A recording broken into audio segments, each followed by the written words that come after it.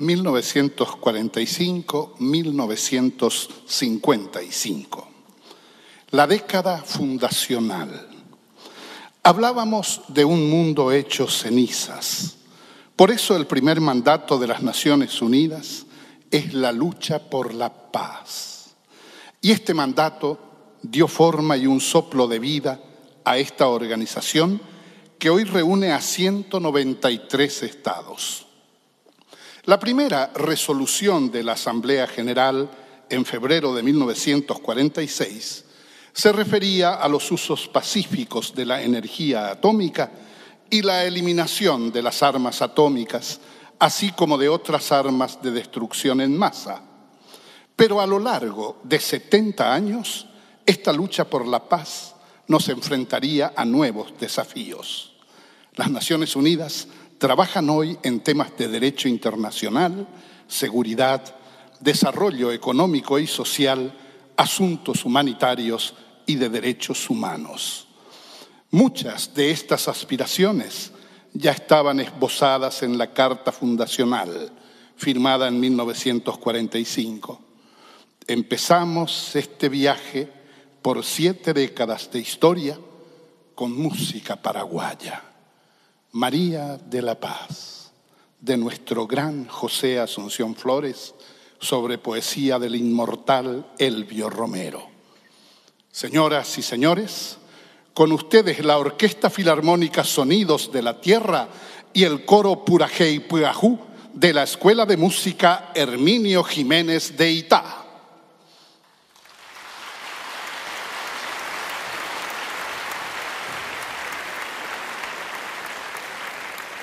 Dirige el maestro Luis Sarán.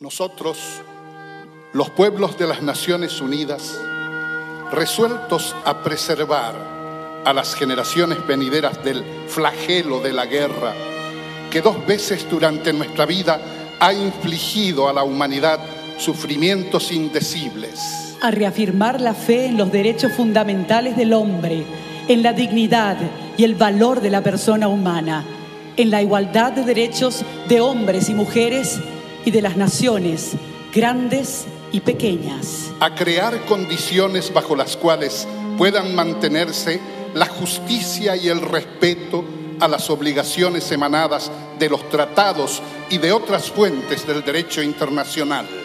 A promover el progreso social y a elevar el nivel de vida dentro de un concepto más amplio de la libertad.